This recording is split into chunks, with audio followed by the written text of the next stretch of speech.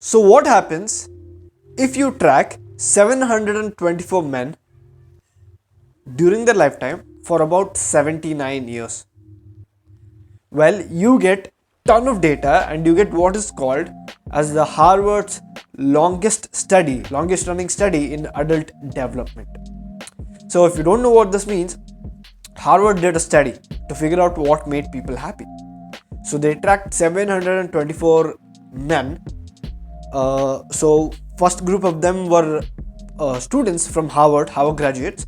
The second group were from very rough neighborhoods where they had problems, financial problems, and they just did not have that good of a lifestyle. And they're both these people, and they tracked for 79 years.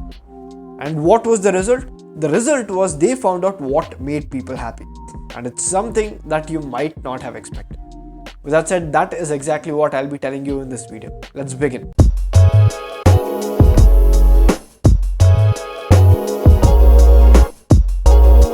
Hello guys, welcome to Rich Living Master YouTube channel, where we create content to help you optimize 3 areas of your life: health, wealth and relationships. So what makes people happy?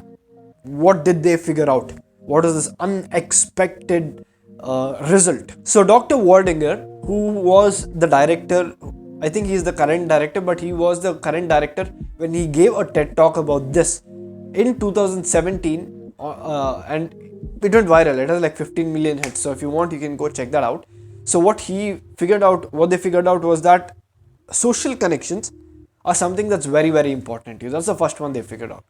Now, one thing was that in another article related to the study, it said that people's quality of the social connection, their relationships at the age of 50 determined their health at 80. And it was even better determiner than their cholesterol levels. Imagine that. Even better determiners than cholesterol levels. It's crazy, right? And he said social connections is something that can actually improve your health. And the opposite is true. The more lonely you are, the worse your health gets. It just is. If you're not interacting with people enough, if you don't have strong enough friendships or bonds, your health starts to actually decline. Second thing was that they figured out that you need to focus more on quality of your relationships than quantity. So he said, one of the researchers, I think Dr. Waldinger, said this. He said that people can even feel lonely in big groups of people. They can be surrounded and they can still feel left out, or they feel alone. So what can you do? Obviously, you can focus on quality of relationships, spending more time investing in improving the relationship, focusing on relationship. When you improve the quality, it tends to become a lot more fulfilling than just having having social connection on very surface level. Next was that good relationships actually improved people's brains.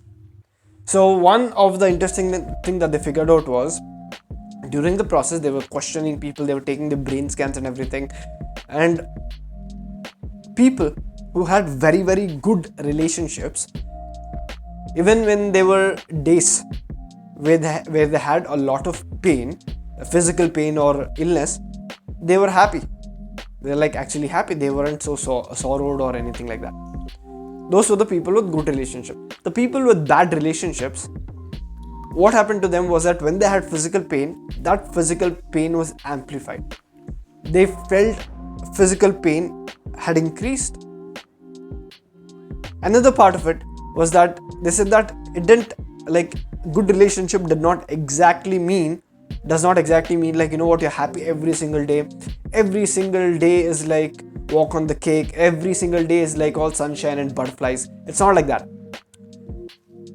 They realized that it's okay to have fights, even if they had fight every single day, even if they had a lot of arguments.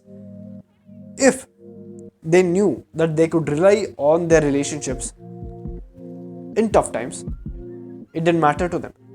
All the fights, all the arguments didn't even make much impact on their memory or how they felt. So reliable, being able to rely on someone, being confident in that person to be there for you when you go through a tough situation, that is something that really, really made them happy. So that was the video, guys. That was what he found out. Now, if you felt like you're surprised, if you felt that you were not expecting something, happiness had something to do with relationships, then comment below. What did you think would make you happy?